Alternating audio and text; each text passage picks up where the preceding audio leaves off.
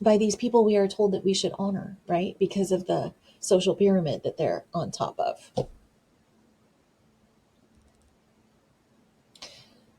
I've already seen one too many fucking podcasts where, or one too many comedy shows, where this is kind of a joke, right? Over on the Bulwark.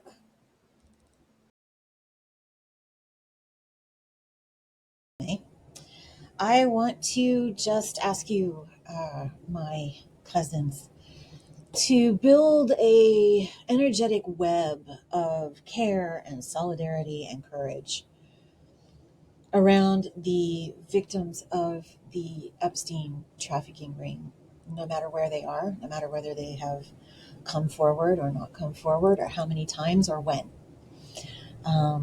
These women and men have lived with a knowledge nobody wants. Uh, they know what the very powerful, very rich, and just well connected men and women of this world do for fun that they feel that they are entitled to, because they're doing it to men and women, mostly girls, mostly children and teenagers who don't have any power, who aren't anybody. They have endured an incredibly long wait. It's only yesterday. I'm recording this on the 19th of November, 2025. It's only yesterday that the entire Congress, House, and Senate, with only like a handful of no votes, passed a bill that demands that the president order the DOJ to release the Epstein files in whole. We hope that they are whole. So many FBI officers have been over them with what we hope are not black Sharpies. That we're going to start to see. We're going to start to see who these men and women are, and we're going to be able to connect dots we haven't connected before. And maybe if we're lucky, this whole thing will have the right effect, and the occupant of the White House and his entire staff will be voted out, removed, politically neutralized as soon as humanly possible. They are anathema to what this country is. I mean, they are the dark heart of this country, but that makes them anathema to what this country is. This place is so full of contradictions that we have to admit this is who we are, and also this is who we don't want to be. Fine. That government, that occupant has been making a chaos of our economy, our lives, our sense of the future, and that of the world for the better part of a year now. And that's the world. That's the big picture of this set of revelations we are about to encounter. But what's at the heart of it, what's essential to it, for feminists, for radical feminists, for liberal feminists, for anybody who has a shred of fucking decency, is these women and these men, the risk they've been taking over and over again, some of them just now, the harm that they went through, which is the essential harm that patriarchy does. This is its most intimate and most ubiquitous, most universal enforcement, that men rape women, that men rape children, that some women rape children.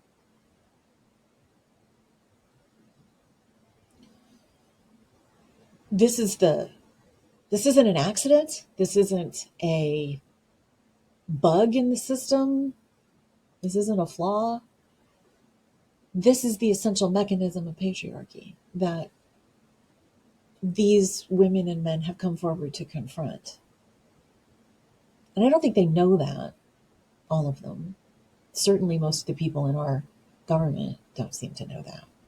They seem to think that this is some terrible exception, as opposed to kind of a very general rule of what male entitlement means under male supremacy, under patriarchy, right? It means entitlement to your body, your innocence, your sense of belonging in the family of humanity, your sense of safety in the whole world.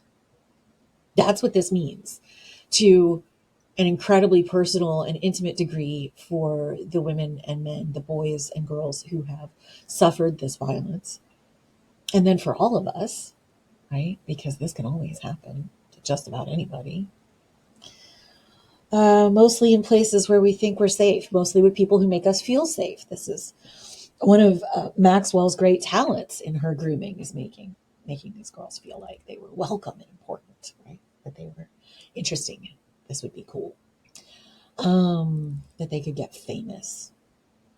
They could be somebody instead of being torn apart emotionally, psychologically, maybe physically, right? For fun, for the fun of these people. This was entertainment, right? This was entertainment. This was a hobby. I want us to build an energetic web amongst each other around these women, around these men, around these children inside of them. And I want that web to be made of care and concern, of respect, of solidarity, of infinite gratitude. Even if this doesn't work, because it very well might not, nothing might happen. Or not nearly enough might happen, right? And the disappointment, the harm that could do, again, to these victims and to the rest of us who are hoping that some shred of, this often spoken, never observed patriarchal value that men protect women and children instead of predate on us, might actually get upheld just this one time, right? We might actually just try to remove some predatory pieces of shit from the upper echelons of world power. Fuck, imagine. Wouldn't that be great? I'm sitting on the edge of hoping that could happen, but also on the edge of that disappointment. And that disappointment for these victims is going to be really fucking intense if it comes to that. In our discourse, in our approach to these moments that are going to keep coming, right? These revelations, the salaciousness, the gotcha, the, ooh, it was also the Democrats, the, ooh, it was mostly Republicans. Oh my God, it was oligarchs. Oh, it was kings. Oh, it was princes. Oh, it was fucking everybody in power. It seems like for the better part of like my entire life on earth, this seems to have been fun times for patriarchs, fun times for oligarchs, fun times for CEOs, fun times for corporate boards. Oh, right? Fun times at the rape camp. I want all their power and all of their money taken away from them. All of their belongings, their estates, their yachts, their buildings, their whatever the fuck, their countries, if that's what it takes. And I want all of that wealth redistributed to the people of the world, right? Because it's most of the wealth. I want that power redistributed. I want most of it to be given to these victims, and then they can do whatever they want with it, right? Nothing is ever going to make up. Nothing is restitution for this. But I don't care what they do once they have what the people who harmed them used to have. I don't care what they do. I don't care if they buy a yacht because they never want to be around people anymore and they just want to fuck off into the ocean and be left alone.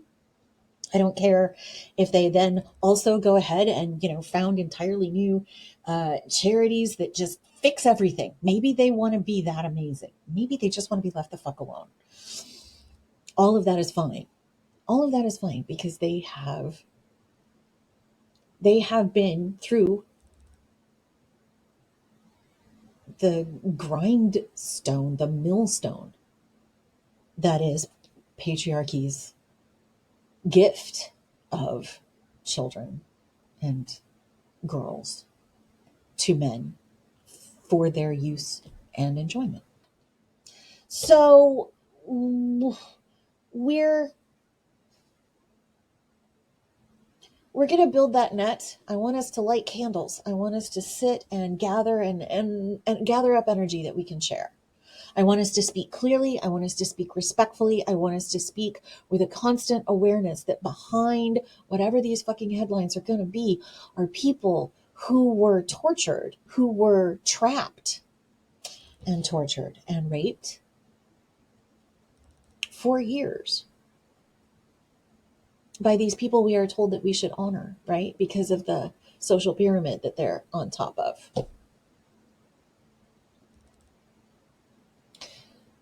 I've already seen by these people we are told that we should honor, right? Because of the social pyramid that they're on top of.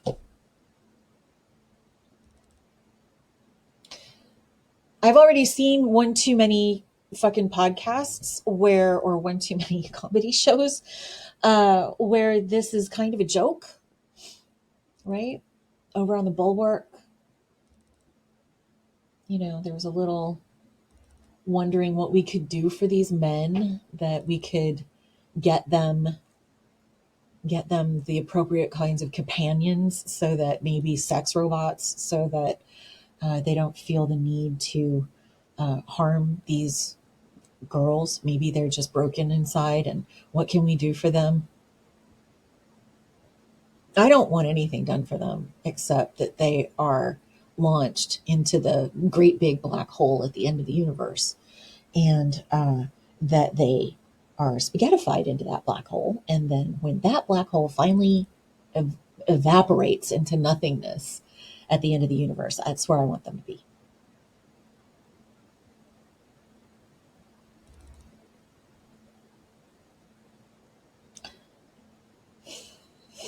We have a lot of work to do.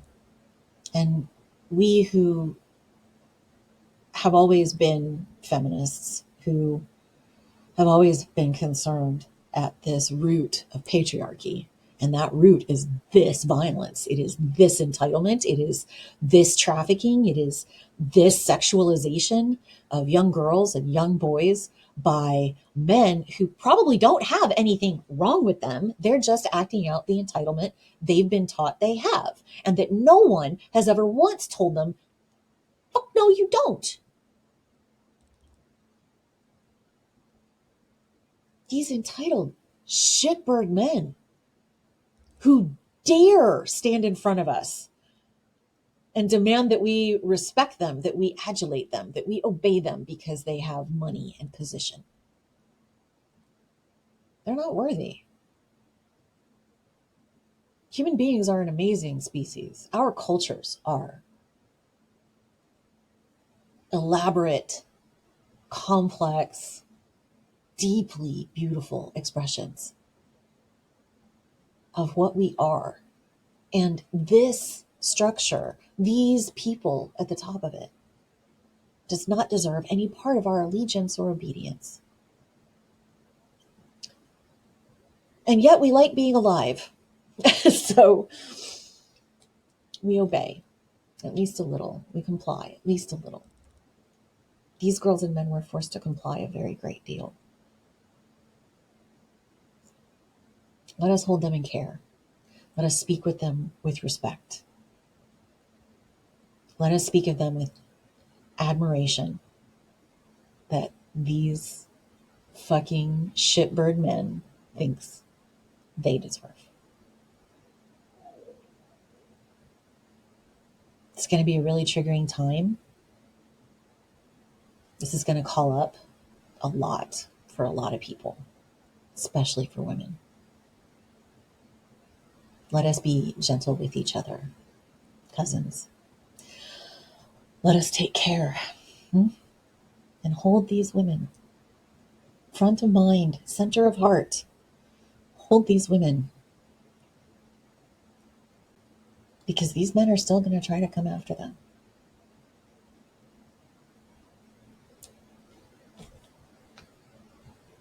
Stay witchy. I'll see you soon. We know your life energy is precious, and so is ours. We make this podcast for free, so you can pay us by telling your feminist friends about it. Like it, share it, recommend this Radmap Femme conversation everywhere that you're listening to us. Because manipulating the algorithm is a postmodern form of magic, and we need to make that system feminist. Tend to yourselves, stay witchy, and build worlds for women over at medusarising.org. I'll see you soon.